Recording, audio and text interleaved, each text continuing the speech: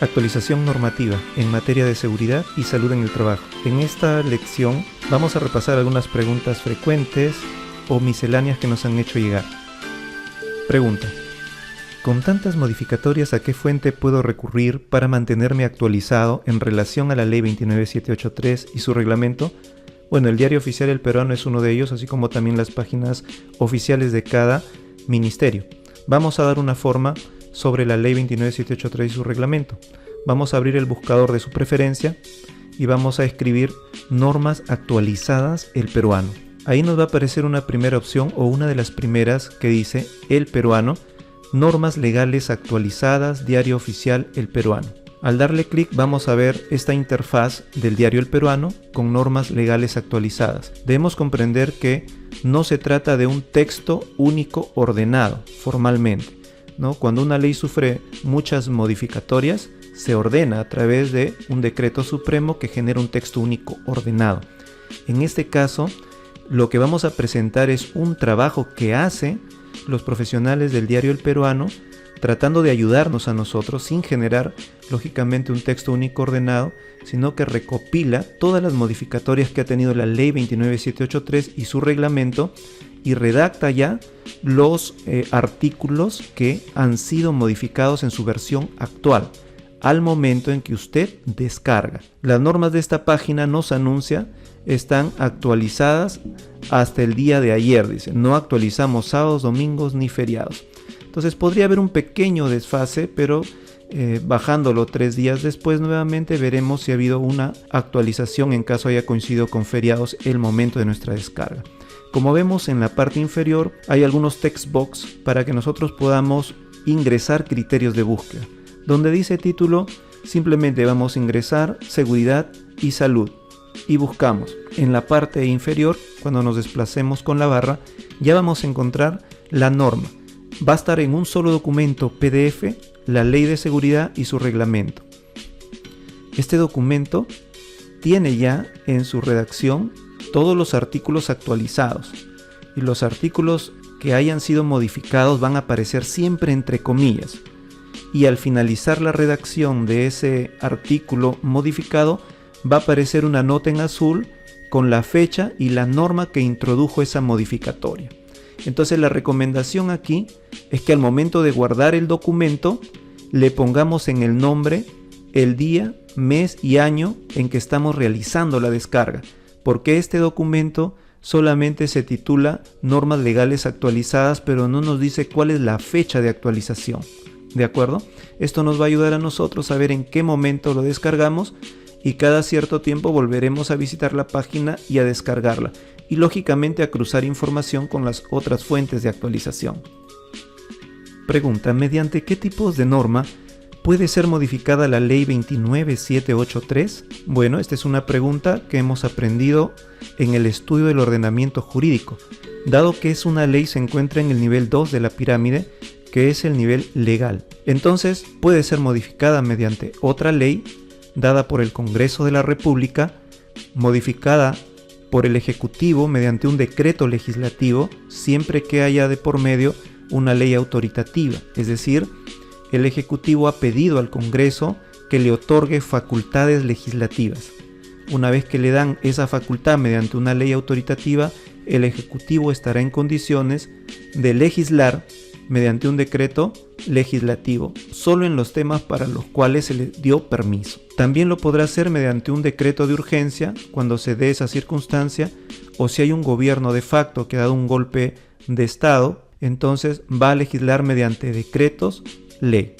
También cuando hay, por ejemplo, un cierre de Congreso, el presidente de la República puede legislar mediante decretos de urgencia. Entonces todos estos instrumentos son los que pueden modificar una ley como la 29783. Pregunta: somos un grupo de 4 personas que presta servicios de forma independiente. No hemos constituido una empresa. ¿Estamos obligados a implementar la ley 29783? La respuesta es sí, nos alcanza a todos. Bastará con leer el artículo 2, que es el ámbito de aplicación de la ley 29783, y nos dice que le va a aplicar a todo sector económico y de servicio y comprende a todos los empleadores y los trabajadores bajo régimen de la actividad privada en todo el territorio nacional, también trabajadores y funcionarios del sector público, Fuerzas Armadas, Policía y al final lo que nos interesa para dar la respuesta, a los trabajadores por cuenta propia. Estos son los trabajadores independientes. ¿Qué normas debo consultar para desarrollar una planificación en materia de seguridad y salud en el trabajo? Bien, daremos algunos ejemplos puntuales. Para hacer todo el plan anual típico en una empresa, pues necesitamos levantar la línea base, plantear objetivos y metas, hacer el plan, hacer el programa. Recordemos que el programa es un elemento del plan. En realidad el plan en su esencia tiene un diagnóstico, objetivos y un programa para alcanzar los objetivos.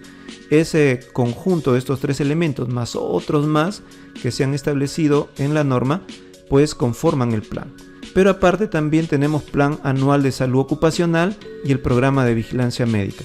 Entonces para eso definitivamente la ley 29783, su reglamento, pero acá el instrumento principal operativo, que es la resolución ministerial 050-2013-TR, donde están todos los formatos para desarrollar este propósito de planificación. Y para el tema de salud, sobre todo la modificatoria RM 571 del 2014 MINSA, donde especifica en qué condiciones es necesario que esté presencialmente un médico y también los instrumentos que deben ser presentados, como son el Plan Anual de Salud Ocupacional y el Programa de Vigilancia. Sobre planes de contingencia en general, tenemos la Ley 28551, que es la ley a nivel nacional sobre los planes de contingencia y que tiene una guía que ustedes la pueden buscar como la guía para elaborar planes de contingencia de INDECI del año 2001. Curiosamente diremos que este plan de contingencia a veces se le llama plan de respuesta ante emergencia, aunque podemos decir que no son exactamente lo mismo, y en otras ocasiones también se le llama plan de seguridad porque arrastró un nombre, sobre todo cuando se gestiona el pedido de la licencia de funcionamiento y las inspecciones ITSE en los diferentes TUPAS, en gobiernos regionales, municipales, etc., aparece como requisito presentar el plan de seguridad de defensa civil. Sin embargo, cuando salió esta guía, INDECI dijo que ya no debería llamarse plan de seguridad, sino que debería llamarse, de acuerdo a la ley, planes de contingencia.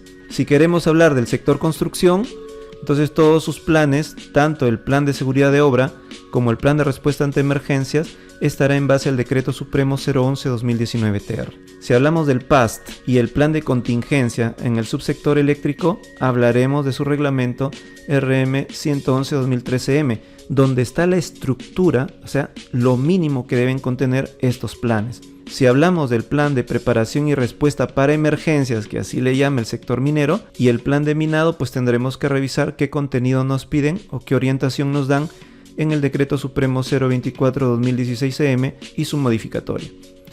Si vamos a elaborar un plan para la vigilancia, prevención y control de la COVID-19, entonces debemos revisar la Directiva Administrativa 339 del MINSA, que fue aprobada mediante Resolución Ministerial 031 del 2023 MINSA.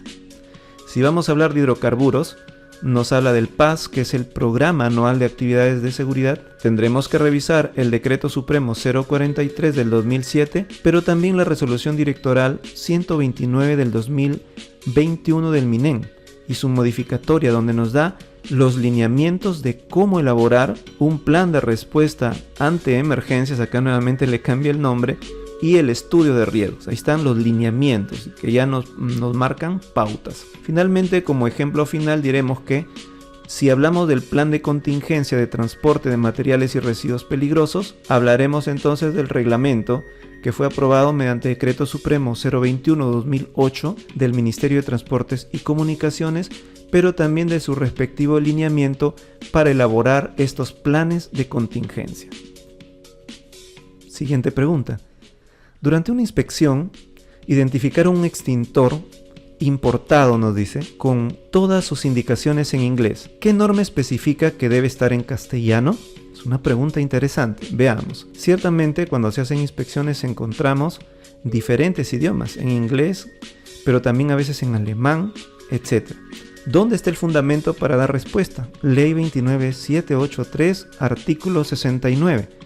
Prevención de riesgos en su origen. Disponer lo necesario para que, puntos suspensivos en el literal D, las instrucciones manuales, avisos de peligro u otras medidas de precaución colocadas en los equipos y maquinarias, así como cualquier otra información vinculada a sus productos, estén o sean traducidos al idioma castellano y estén redactados en un lenguaje sencillo y preciso con la finalidad que permitan reducir los riesgos laborales. Aquí vamos a hacer una ampliación a la interpretación de la norma, darle un alcance mayor al que vemos escrito. La pregunta es, por ejemplo, si estamos en un lugar turístico, ¿las orientaciones de seguridad bastará con que estén en castellano? Creo que usted coincidirá conmigo en que podría estar en un lenguaje un poco más universal, internacional, como es el inglés. Se dan casos particulares como por ejemplo que venga una delegación de técnicos e ingenieros desde China para instalar en una empresa peruana una caldera carbonera. Entonces las indicaciones podrían estar, dado que va a haber un equipo multidisciplinario y también de diferentes países, especialmente el chino, entonces algunas señales, por no decir la gran mayoría dentro del escenario donde van a trabajar, podrán estar especialmente traducidas al chino y también al castellano si ahí van a estar presentes trabajadores peruanos. Pero también ocurre que si nos vamos a hacer una obra de construcción a una población distante o andina, donde la mayor parte de los trabajadores que van a ser contratados son quechua hablantes, entonces tendremos que incorporar algunas traducciones especiales en este idioma, que por cierto también es considerado bajo la Constitución como uno oficial allí donde se hable. ¿De acuerdo? Importante reflexión entonces. Además, todo esto tiene un marco mucho más grande, que es la decisión 584 de la Comunidad Andina de Naciones. Desde ahí nace el compromiso de las traducciones. Siguiente pregunta. ¿Qué tipo de agentes ocupacionales debo monitorear en mi empresa? ¿En qué parte de la normativa se ha especificado? Los agentes que deben ser monitoreados son aquellos que han sido identificados en la I/C. Fundamentos normativos. Reglamento de la Ley de Seguridad y Salud en el Trabajo, artículo 103. El empleador realiza evaluaciones cualitativas y cuantitativas de los factores de riesgo para la salud de los trabajadores en función de la matriz I/C y otros documentos. Ahí está la vinculación directa. Las evaluaciones de factores de riesgo, a los cuales nos estamos refiriendo, lógicamente abarcan los agentes físicos, químicos, biológicos, ergonómicos y psicosociales. El empleador es el responsable de realizar el análisis de los factores de riesgo encontrados a través de la matriz I/C. Importante mencionar también de que este artículo es el modificado por el artículo 2 del Decreto Supremo 001-2021-TR, que se publicó el 29 de enero del 2021. Un alcance adicional. ¿Qué pasa si usted ha omitido en la realidad identificar, por ejemplo, el ruido? No está identificado en el I/C, pero por primacía de la realidad se está dando. El trabajador está expuesto al ruido, entonces se tiene que hacer una corrección. Es decir, no bastará justificar que no he medido el ruido porque no está en la I/C. ¿De acuerdo? Tiene que la I/C en primer lugar ser una traducción real de lo que está ocurriendo en el escenario y el campo de las operaciones. Ok, ahora, ¿qué otros instrumentos podrían ayudar a determinar esto? Los mismos exámenes médicos, si haya un estado prepatológico o en una etapa inicial de hipoacusia, tiene que rastrearse. Puede ser que no esté en la I/C porque era un trabajador administrativo, pero sin embargo, este trabajador está cerca de un lugar de operaciones donde se genera ruido.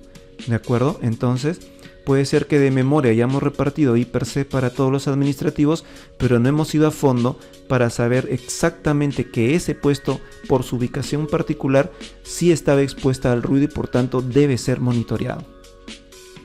Siguiente pregunta. Un inspector ha comentado que limitar en la manipulación manual de cargas a 25 kilogramos no es garantía, pues solo protejo al 85% de los trabajadores. ¿Qué quiere decir esto? Se pide una explicación, un alcance mayor. Veamos. La resolución ministerial 375 del 2008 TR aprobó la norma básica de ergonomía y ahí nos dan dos tablas. Nos hablan de los pesos máximos para hombres y para mujeres y adolescentes. Y nos dice que en general, bajo esa expresión, 25 kilogramos es el peso máximo que se puede alzar.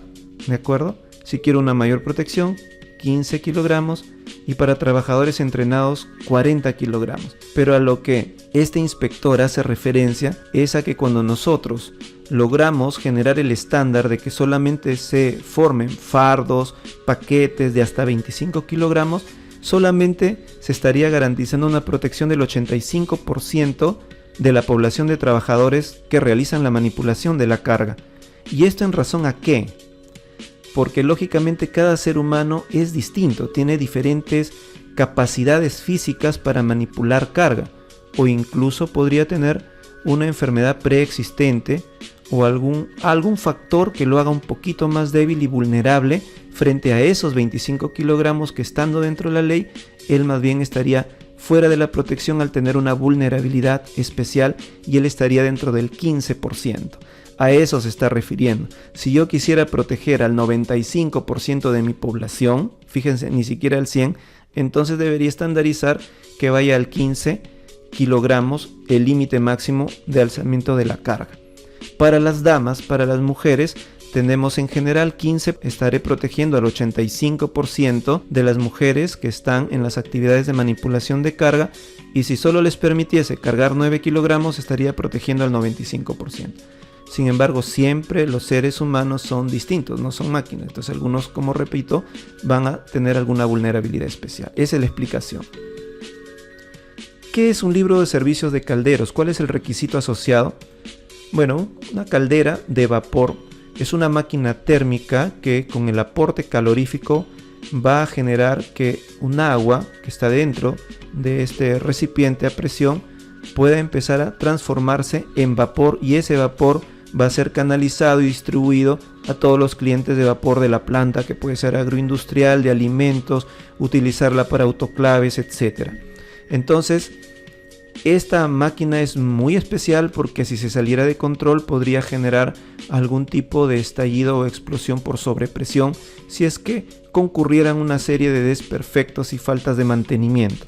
Es por eso que mediante el Decreto Supremo 42F de 1964, en su artículo 450 exige que todo caldero debe contar con un libro de servicios, y este libro pues tiene que ser registrado y autorizado actualmente, ¿no? Porque esto data de 1964, actualmente ante la Gerencia Regional de Trabajo, según el TUPA de cada institución del Estado que tenga a cargo la jurisprudencia o la ampliación geográfica donde está operando esta planta. ¿De acuerdo? Entonces sí es un requisito que se pide, que se fiscaliza y que incluso ha sido nuevamente citado en los instrumentos de fiscalización de SUNAFIL para el sector industrial en particular. Una inspectora mujer, al ingresar a mi empresa, que es industrial, solicitó baño y que sea exclusivamente para mujer. ¿En qué parte está eso reglamentado? Muy bien, la respuesta es Decreto Supremo número 029 del año 1965 de la Dirección General de Salud. En su artículo 33 nos dice: todo lugar de trabajo debe estar provisto de servicios higiénicos adecuados y separados para cada sexo. Y nos da también la relación mínima que debe existir entre el número de trabajadores y el de servicios higiénicos. Por ejemplo, si hubieran entre 10 y 24 trabajadores, o empleados y obreros, corresponderá 2 inodoros, 4 lavatorios, 2 duchas, 2 urinarios o un urinario y un bebedero. No estábamos leyendo en esta línea, ¿de acuerdo? Y a partir de más de 100 trabajadores, al anterior que ya estábamos en 5, 10, 6, 4 y 2, se irá adicionando uno por cada 30 personas adicionales por encima de 100.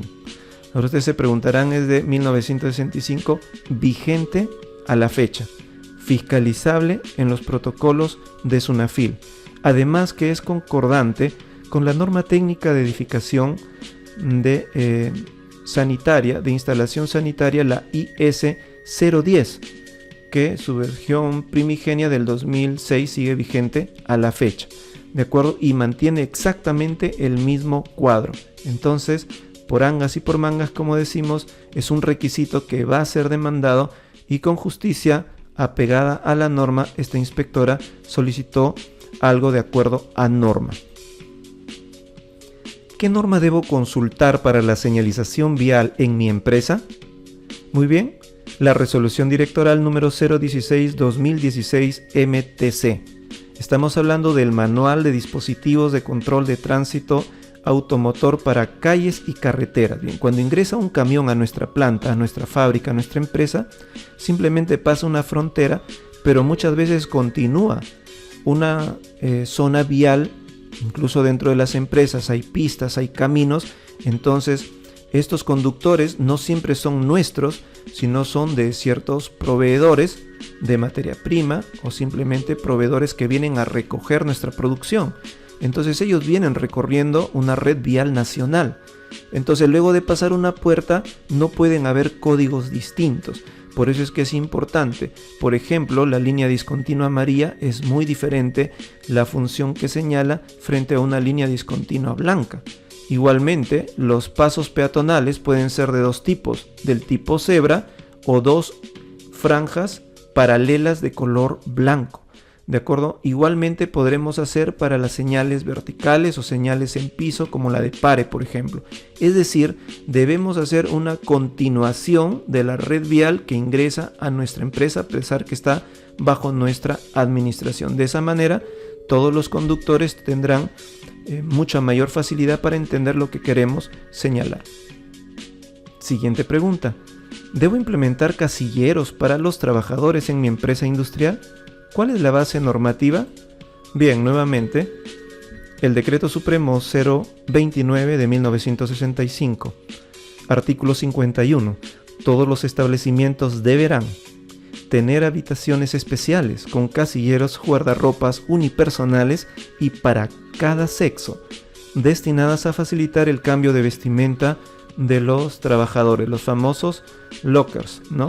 Los vestidores, para damas y aparte para caballeros. Pero no queda solamente en eso, sino que en el siguiente artículo, que es el 52, nos dice, por ejemplo, que en las industrias en que los trabajadores estén expuestos a contaminarse con sustancias tóxicas, infecciosas o irritantes, entonces se proporcionará a cada uno de ellos un casillero dividido en dos compartimientos para evitar que su ropa ordinaria se ponga en contacto con la ropa de trabajo. Además que está bajo responsabilidad del empleador el lavado de dicha ropa y la asignación de elementos también de limpieza o útiles de aseo, como vemos aquí. Siguiente pregunta. En una inspección nos han dicho que el RIS no se ajusta a nuestras actividades y que podríamos tener incluso más de un RIS para cada actividad. ¿Eso tiene una base normativa? Veamos. Bueno, en primer lugar, si tu RIS no se ajusta, ese es un criterio técnico que ha aplicado el inspector y ha corroborado que toda la redacción del RIS, como muchas veces ocurre, porque se toma de una fuente que es un ejemplo, un modelo y prácticamente se redacta igual. Hemos dicho durante el curso que si mi empresa, por ejemplo, es una avícola, todo el RIS tiene que hablar de la avícola, de las camas, de los pollitos, de sus propios laboratorios, etc. Si estamos hablando de una industria concretera, el RIS tiene que reflejar sus operaciones, de, por ejemplo, de la planta dosificadora, del tránsito, de dónde se ubican las pozas de lavado, cuáles son los estándares para el momento de batir la mezcla, por ejemplo, entre otros puntos, o el tránsito del cargador frontal en la zona de agregados, entre otros. Entonces, cuando uno lee el RIS, inmediatamente debe verse reflejado que estamos hablando de una industria particular. Los estándares, porque el RIS es el documento donde se declaran los estándares que quiero, donde yo prohíbo correr, donde digo cuál es el límite de la velocidad máxima, tanto por propio acuerdo interno frente a sus propios accidentes o mejora continua de su seguridad, como también en general haciendo referencia al marco normativo nacional e internacional a falta de este. Entonces debemos comprender por qué ahora la segunda parte, ¿no? En primer lugar nos han dicho que no se ajusta a la actividad, tenemos que hacer el ajuste. Ahora, por otro lado, también el inspector le dice que podría incluso tener más de un RIS. ¿Cuál es el origen de esa apreciación? Es el artículo 45 del Decreto Supremo 42F de 1964, donde dice que todo establecimiento industrial se deberá redactar reglamentos internos de seguridad, en plural, para cada clase de trabajo que se ejecute, los que deberá ceñirse a los reglamentos oficiales relativos a seguridad e incluir las disposiciones adicionales que se crean convenientes. Y esto está en concordancia con la resolución 064 de SUNAFIL, que aprobó el protocolo 002-2016 SUNAFIL, que es el instrumento con el cual se fiscaliza el sector industrial. Ahora, claro que hay principios jurídicos, legales, normativos, que nos dicen que si en la línea del tiempo, porque este artículo nunca ha sido derogado de forma expresa, ¿de acuerdo? Y cuando se crea una norma, no se crea para un tiempo, salvo excepciones. Se genera de forma indeterminada, como para siempre, entre comillas. Entonces, si bien es cierto, no ha habido una derogación expresa, en el camino pueden ir apareciendo normas donde prácticamente de nivel superior, como es una ley y su reglamento, donde nos hablan de un solo reglamento. Pero a veces hay empresas industriales que tienen el área de planta, el área de campo, otra área industrial, o incluso pueden tener otra actividad económica como es el transporte de carga. Entonces, meter todos esos estándares en un único reglamento podría ser complicado. Entonces, podríamos encontrar el espacio normativo para generar algunos reglamentos separados siempre que esto convenga. Pero el espíritu normativo actual, el marco vigente, nos habla de un único RIS. Siguiente pregunta. Sobre la I per se, ¿en la norma indica que es obligatorio que se actualice sí o sí una vez al año? La respuesta es sí. Artículo 67. La I per se es elaborada y actualizada periódicamente sin exceder el plazo de un año. Ahora, también es necesario interpretar esto. Yo no debo esperar que pase un año si es que se han producido algunas cosas, por ejemplo, cambio de equipos, cambios en el proceso, automatización de una parte de la planta. Entonces tengo que reelaborar la I per se, o de pronto ha ocurrido un accidente o un incidente y los controles que se habían propuesto han fallado. Entonces esto es muy dinámico, esto es como mínimo, ¿sí? Pero ante las circunstancias y el escenario cambiante yo debo intervenir para modificar antes de este plazo, pero es lo mínimo y SUNAFIL lo va a verificar. Recordemos que este artículo, como vemos aquí, está entre comillas, lo cual significa que ya no es el original, sino que ha sido modificado, como vemos acá, mediante el Decreto Supremo número 002-2020-TR. Si realizo teletrabajo, ¿quién realiza la I per se? ¿Qué norma regula este aspecto? Bien, el Decreto Supremo 002-2023-TR aprobó el reglamento de la Ley 31572, Ley de Teletrabajo, que regula la relación sociolaboral, pero también dentro del reglamento se ha colocado todo el tema de la seguridad y salud en el trabajo. Respondamos la pregunta, ¿quién debe realizar la I per se en el caso de teletrabajo? Artículo 26, identificación de riesgos 26.1. En el teletrabajo, el empleador identifica los peligros, evalúa los riesgos e implementa las medidas correctivas a los que se encuentra expuesto el teletrabajador. Para ello, el teletrabajador brinda las facilidades de acceso al empleador, dado que en este lugar habitual de teletrabajo podría ser su propio domicilio. Entonces tiene que haber un permiso especial, un consentimiento. Ahora, la pregunta de fondo es, imaginemos que tuviéramos 25 trabajadores en teletrabajo y ubicados a distinta distancia, incluso en otro departamento, geográficamente distantes. Prácticamente estamos hablando de tener 25 sedes. ¿Tendrá el empleador la capacidad logística, operativa, de desplegar esas visitas, esas inspecciones presencialmente? ¿Qué nos dirá la norma al respecto? Entonces, continuando la lectura, en el numeral 26.2 nos dice: opcionalmente y de común acuerdo, se puede implementar un mecanismo de autoevaluación, es decir, utilizando un checklist, un formulario de autoevaluación a cargo del mismo trabajador, donde él mismo va a evaluar factores de riesgo ergonómicos, psicosociales, físicos como el ruido, la iluminación, tal vez químicos, tal vez también eléctricos, entre otros. ¿De acuerdo? Entonces, va a ser muy importante que el trabajador pueda ser capacitado, porque no todas las personas reconocen si la extensión eléctrica que están utilizando es buena o mala, o si el estado de su instalación es buena o mala. En el 26.3 nos dice que una vez que ya ha sido formado, instruido, es el teletrabajador el que proporciona los datos y evalúa el lugar donde está desarrollando el teletrabajo. ¿De acuerdo? Muy bien, entonces nos da una opción en el caso pues se llegue a un común acuerdo. Este es un tema nuevo para el año 2023 y pues se verá cómo va evolucionando en la práctica el espíritu de la norma.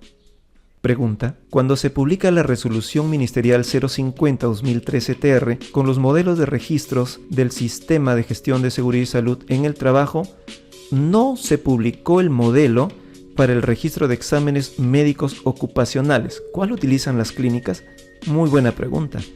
Es cierto, no se publicó el modelo para este registro. ¿Por qué? Respondemos, porque ya estaba establecido en la resolución ministerial 312-2011 del MINSA, que aprueba los protocolos para los exámenes médicos ocupacionales y tiene el anexo 2 con la ficha médico ocupacional que va acompañada de la ficha psicológica ocupacional, firmada por una licenciada colegiada en psicología, en el anexo 3, ¿de acuerdo? Y aparte se emite finalmente el certificado de aptitud. Recordemos que ustedes no deben tener acceso como supervisores, como prevencionistas, ni como jefes, ni como gerentes de seguridad, porque son aspectos de salud que están bajo alta confidencialidad. Solamente el médico ocupacional.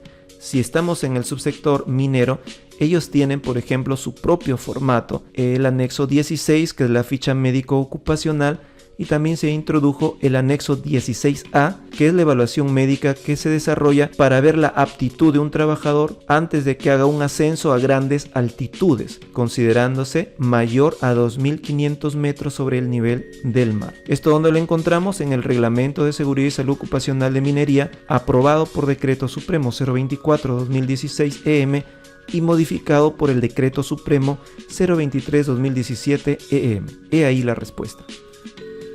Pregunta: si estamos en un lugar muy apartado, donde no se tiene señal de internet, ¿cómo declaro un accidente mortal? Es una pregunta interesante porque el empleador declara dentro de las 24 horas de ocurrido los accidentes mortales y los incidentes peligrosos. ¿Qué pasaría si el lugar donde está tiene una señal muy inestable que va, viene e interrumpe el proceso de llenado del formulario electrónico en el SAT, el sistema del Ministerio de Trabajo, o simplemente hubo un corte de fluido eléctrico y por tanto también condiciona la operación de las líneas de internet? ¿Qué podemos hacer? Muy bien, Reglamento de la Ley de Seguridad y Salud en el Trabajo, artículo 112. En aquellas zonas geográficas en las que no exista acceso a internet, se van a utilizar 4 formularios. En este caso, nos aplica a utilizar accidentes de trabajo mortales según la pregunta, pero también hay el de accidentes de trabajo no mortales, incidentes peligrosos, enfermedades ocupacionales. Los accidentes no mortales y las enfermedades ocupacionales solamente son notificadas por la clínica o el establecimiento de salud que atendió al herido. El empleador solo tiene responsabilidad bajo ley y reglamento de notificar dentro de las 24 horas el accidente de trabajo mortal y el incidente peligroso. ¿De acuerdo? Entonces, estos formularios pues se tendrán que imprimir en forma impresa, completarlos y presentarlos a la autoridad administrativa de trabajo. Este es un artículo modificado por Decreto Supremo 006-2022-TR. En estricto, el reglamento ya no tiene los anexos originales. Hablamos del Reglamento de la Ley de Seguridad y Salud en el Trabajo. Eso se publicó, recuerdan, mediante Decreto Supremo 005-2012-TR y tenía 2 anexos donde estaban 2 formularios. Bien, mediante un dispositivo normativo se creó el registro único de notificación, que ha sido modificado mediante este Decreto Supremo. Es decir, realmente estos formularios que cita el artículo ya no son propios de la norma, sino de otra norma, ¿de acuerdo? Importante recordar eso. ¿Cómo puedo diferenciar un incidente peligroso de un incidente común? Es una muy buena pregunta. Para eso tendríamos que acudir al glosario de términos del reglamento de la ley, donde nos da los siguientes definiciones. Incidente es un suceso acaecido en el curso del trabajo en el que la persona afectada no sufre lesiones corporales. Hasta ahí vamos perfecto. No sufre ningún daño, ¿de acuerdo? Eso significa, por ejemplo, que puede haberse tropezado pero no caído, o puede haber caído un tablón muy cerca de él. En ambos sucesos son cuasi accidentes, es decir que por cuestiones del destino, etcétera, si él hubiera entrado antes o hubiera estado en una posición de algunos centímetros más a la derecha, tal vez sí hubiera sufrido el accidente. Por eso es que los incidentes también los conocemos como cuasi accidentes, ¿sí?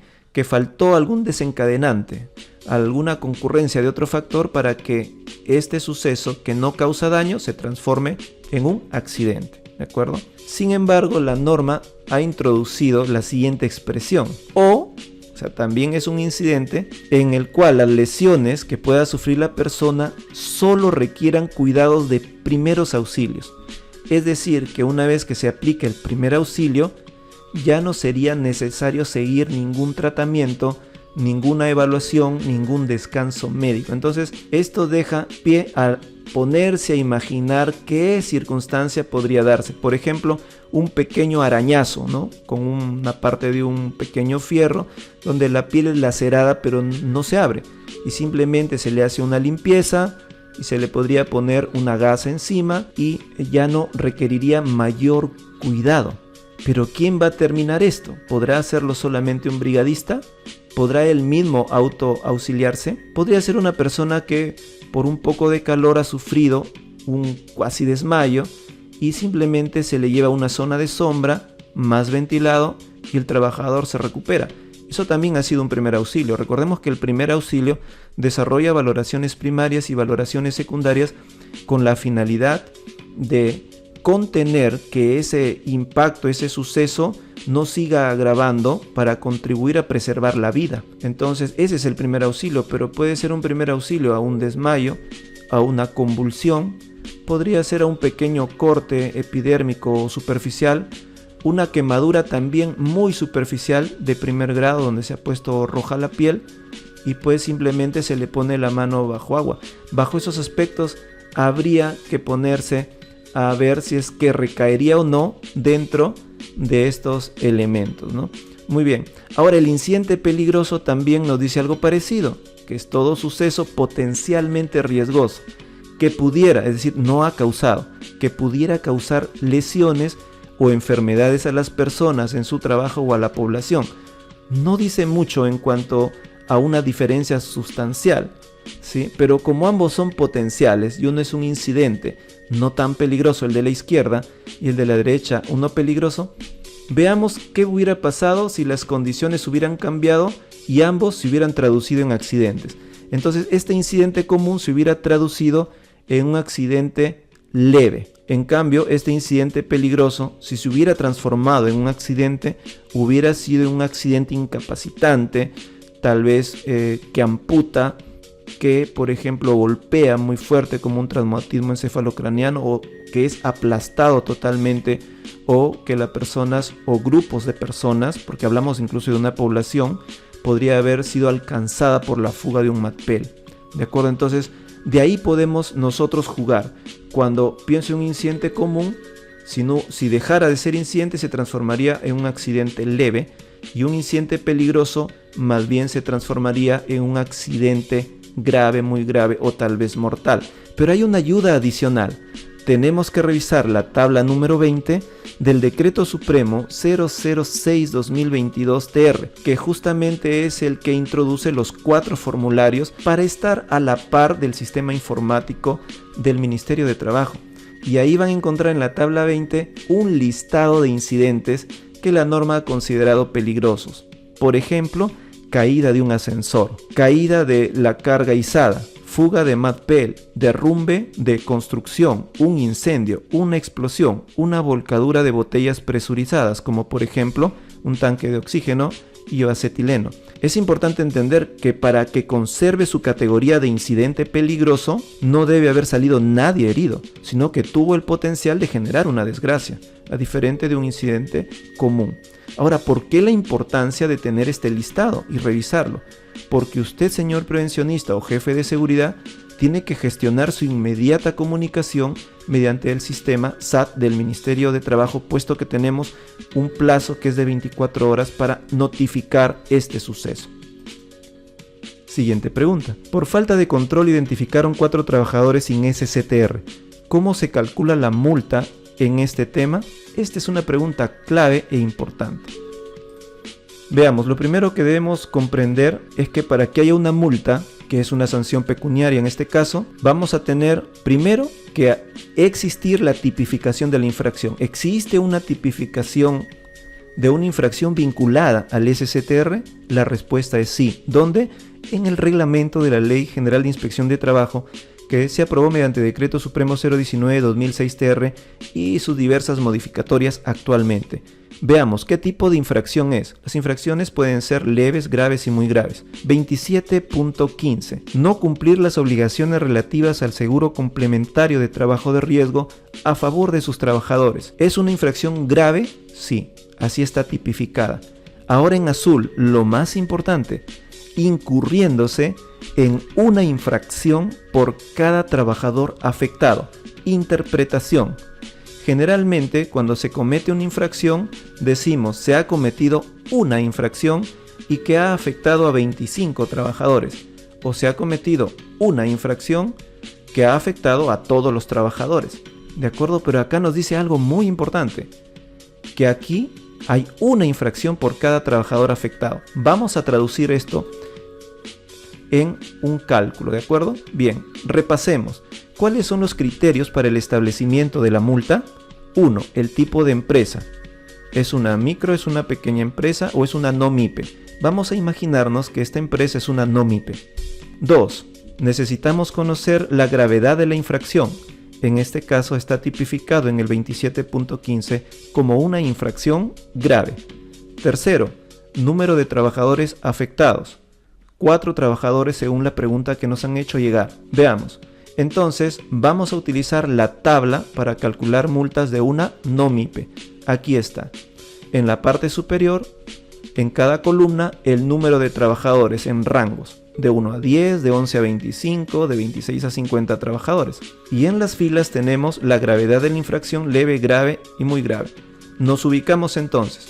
Son 4 trabajadores, está en el rango de 1 a 10. Y no contar con el SCTR es una infracción grave. Entonces, en un cálculo normal, que no haya tenido esa precisión de una infracción por cada trabajador afectado, simplemente se hubiera calculado así. Tenemos 4 trabajadores, están de 1 a 10. Es una infracción grave no tener SCTR, intersecto y digo la multa que me van a aplicar es de 1.57 UITs. Asunto zanjado. La UIT para el 2023 es de 4.950 soles. Multiplico este valor por 1.57 y esa hubiera sido la multa en cualquier otra infracción. Pero no es este caso.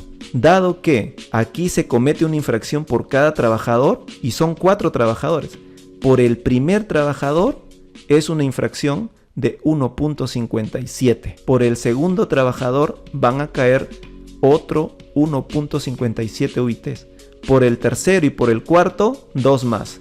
Entonces, en realidad, tendremos que multiplicar 1.57 por el número de trabajadores, que son 4. De tal forma que la multa en este caso en UITs asciende a 6.28. Multiplicando en el 2023, 6.28 por 4.950, tienes una multa de 31.086 soles. ¿De acuerdo? Muy bien, imagínate lo que hubieras podido evitarte si tuvieras un control un poco más fino sobre quienes están o no asegurados. Hace unos años, en el 2018, nos consultan, en Lambayeque el auditor nos preguntó si nuestro Comité de Seguridad y Salud en el Trabajo había sido registrado ante la Gerencia Regional de Trabajo y Promoción del Empleo de Lambayeque. Muy bien, esta es una situación particular. La respuesta que el prevencionista dijo es: eso no está en la ley, no está ni en la ley ni en el reglamento, por tanto no estoy ni enterado y mucho menos debe aplicarme en estos años. Ahí tenemos que decir un momentito, ¿por qué razón? Porque un gobierno regional tiene facultades de emitir, según su ley orgánica, ordenanzas regionales. ¿Qué significa esto? Según el estudio que hemos hecho de la pirámide jurídica, una ordenanza regional tiene un rango legal, ¿de acuerdo? Está en el nivel 2. ¿Y esto qué significa? De que tiene rango legal pero no tiene fuerza de ley, porque lo que este consejo regional apruebe en su ordenanza y sea publicado a través de su gobernador, tiene el alcance solamente para su región, que en este caso políticamente es la región de el Lambayeque, pero es el departamento de Lambayeque geográficamente. Cuando a ti te digan dónde vives, vivo en el departamento de Lambayeque, pero el gobierno es un gobierno regional de la región Lambayeque. Muy bien, entonces volviendo al tema, ¿qué habrá pasado para que nos pregunten esto y qué descuidé en mi investigación normativa? Veamos, el 8 de noviembre del 2017 se publicó en el diario El Peruano lo siguiente: aprueban el obligatorio cumplimiento del registro de los comités de seguridad y salud en el trabajo y de los supervisores por parte de los empleadores públicos y privados de la región, mediante ordenanza regional número 012-2017 del gobierno regional de Lambayeque. De acuerdo, entonces, ¿ellos qué hicieron? Aprobaron esta obligación, que se registren los comités. En la parte argumentativa introductoria, ellos dicen que al momento de verificar cómo estaban realmente formados los comités, entonces se dieron cuenta que no avanzaban, que no había progreso, que había muy poca implementación. Tal vez habían solamente 5 de 20 y tantas instituciones del Estado vinculadas al gobierno regional, y también de un mapa de 30, solamente 15 empresas privadas habían implementado su comité.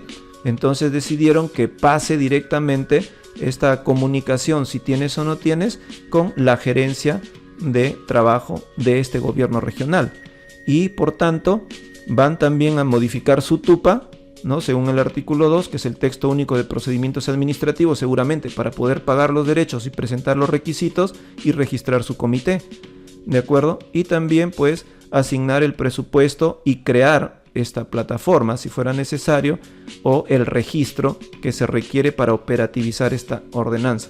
¿Cómo ha ido progresando en el tiempo? No lo sabemos.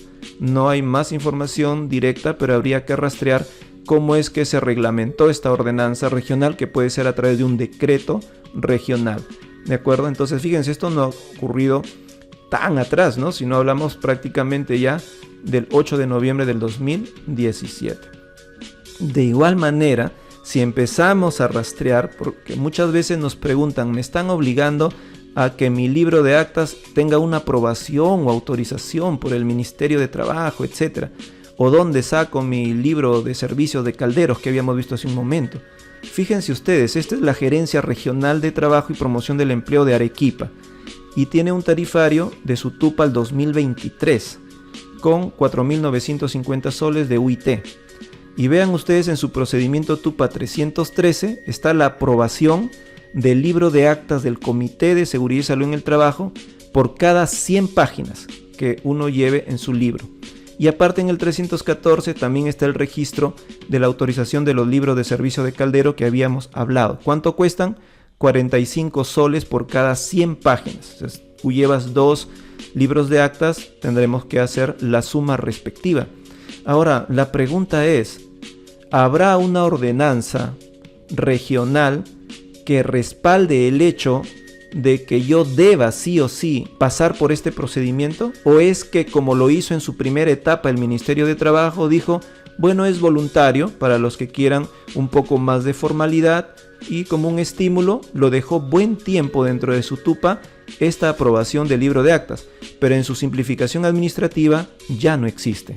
¿De acuerdo? Entonces habría que ver si es que el hecho de que esté en el TUPA lo convierte en obligatorio, o siguiendo la línea del Ministerio de Trabajo podría ser opcional. De pronto algunos nos han comentado que por iniciativa propia lo han llevado ante un notario. No tienen obligación normativa de hacerlo, pero ante esta alternativa ustedes podrían por iniciativa propia ir y llevar sus libros a que sean aprobados en la Gerencia Regional de Trabajo de Arequipa. ¿De acuerdo? Eso va a depender de los acuerdos, de los pactos que tengan con sus sindicatos, etcétera, pero no hay una obligación exacta de por medio, a no ser que rastremos en detalle y encontremos la ordenanza, ¿no?, regional o municipal, según el alcance, que nos diga están obligados a aprobar a presentar su libro de actas para ser aprobado por nuestra gerencia. Si existe esa ordenanza, entonces está siendo, claro, supranormativo, pero tiene la potestad. Tiene bajo su ley orgánica esa potestad de ser supranormativo, seguramente con una carga argumentativa que lo justifique. Pero el espíritu sería simplificar e ir hacia el concepto global de la norma. ¿Dónde se declara o registra en realidad actualmente a nivel nacional que ya conformamos un comité o incluso un supervisor? Pues esto lo encontramos en la resolución ministerial número 260 desde el año 2016 TR, donde modificaron la RM número 121-2011, que aprueba la información de la planilla electrónica. ¿De acuerdo? Entonces allí en el artículo 3 nos habla de la obligatoriedad del registro de información de seguridad y salud en el trabajo. Los empleadores declaran en el registro de información laboral, conocemos como el T-registro, de la planilla electrónica, la existencia del Comité de Seguridad y Salud en el Trabajo o del supervisor. Bueno, esto está vigente desde el 1 de noviembre del 2016. Es nuevo en la difusión, en el conocimiento, en la exigencia, pero ya SUNAFIL mandó cartas inductivas a tutti li mundi y todos han estado muy preocupados en cómo responder. Incluso dice, tengo 2 trabajadores, no me aplica tener ni siquiera supervisor porque los 2 son personal de dirección y no pueden ejercer como supervisor, y no hay la opción dentro del T-registro para decir no puedo constituir un comité o un supervisor por tal o cual condición particular. ¿De acuerdo? Muy bien. Veamos entonces cómo es esto. Entrando a SUNAT Online, esto le pueden consultar a su contador y vamos a entrar a la parte que es mi RUC y otros registros. Luego al T-registro, dentro de aquel el registro del empleador, y en la opción registro damos clic y nos va a aparecer esta interfaz del registro del empleador. Bajamos un poco con la barra espaciadora y abajo encontraremos una pregunta, ¿no? Si es que ya tenemos conformado o tenemos un supervisor o un comité. Entonces desplegamos este combo box y seleccionaremos comité o supervisor. Se elige comité en este caso y se coloca la fecha de entrada en funcionamiento y ya se dará por declarado. Luego de aceptar, se habrá notificado que tenemos formalmente un comité de seguridad y salud en el trabajo. De esta forma terminamos nuestra lección Preguntas Frecuentes. Esperamos haya contribuido a su aprendizaje.